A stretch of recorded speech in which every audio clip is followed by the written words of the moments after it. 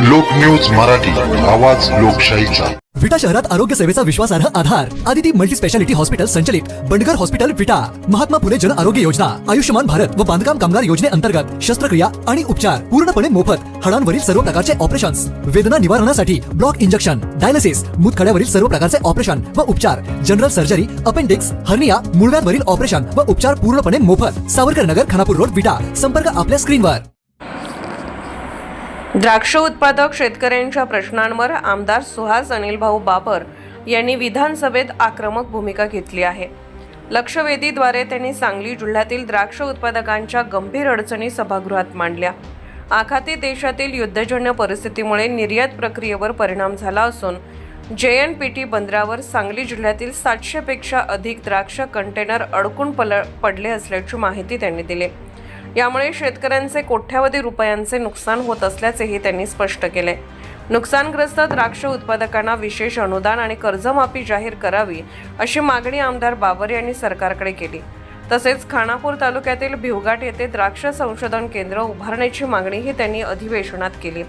द्राक्ष उत्पादक शेतकरी हा सांगली जिल्ह्याच्या अर्थव्यवस्थेचा कणा असल्याने त्यांच्या प्रश्नांवर तातडीने सकारात्मक निर्णय घ्यावा अशी ठाम भूमिका आमदार सुहास बाबर यांनी विधानसभेत मांडली। सकारात्मक प्रयत्न अशी माझी विनंती आहे। यालाच धरून अध्यक्ष महोदय, या अनुषंगाने माझा एक प्रश्न अत्यंत महत्त्वाचा आहे। जसं रोहित दादांनी सांगितलं की अफगाणिस्तानचा बेदाना ह्या सगळ्या आमच्या जिल्ह्यामध्ये आला होता आणि अत्यल्प प्रमाणामध्ये आमच्या मतदारसंघातून, आमच्या जिल्ह्यातून त्या ठिकाणी बेदाना एक्सपोर्ट होतो आणि सगळ्यात जास्त द्राक्ष एक्सपोर्ट करण्याचं प्रमाण हे आमच्या सांगली जिल्ह्यामध्ये आहे।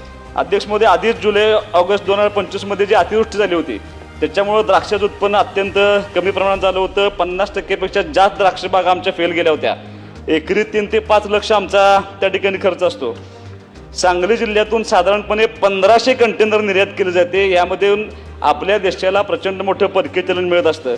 आत्ता सध्या आखाती देशामध्ये जी युद्धजन्य परिस्थिती आली त्यामुळं एक्सपोर्ट होणारे सगळे द्राक्षे आणि थोड्या प्रमाणात जो आमचा बेदाना एक्सपोर्ट होतो, माझ्या माहितीप्रमाणे आमच्या जिल्ह्यातले जवळपास JNPT बंदरामध्ये 700 पेक्षा जास्त कंटेनर त्या ठिकाणी अडकून पडलेत। आता कधी युद्ध थांबेल हे आपल्या हातामध्ये नाही, पण ह्या द्राक्ष मालाचं आणि याचं जे उत्पन्नामध्ये आता जे नुकसान होणार आहे त्या नुकसानासाठी माझा स्पेसिफिक प्रश्न असा आहे की ह्या द्राक्ष उत्पादक शेतकऱ्यांना शासनाकडून अनुदान स्वरूपामध्ये तातडीने आर्थिक मदत मिळणार का? आणि अतिवृष्टी आणि युद्धजन्य परिस्थितीमुळे अशा दुहेरी संकट सापडल्या द्राक्ष बागात शेतकऱ्यांना सरसकट कर्जमाफी करणार का? आणि शासनाच्या वतीनं द्राक्ष संशोधन केंद्र खानापूर तालुक्यामध्ये मंजूर करणार का? हा माझा स्पेसिफिक प्रश्न आहे।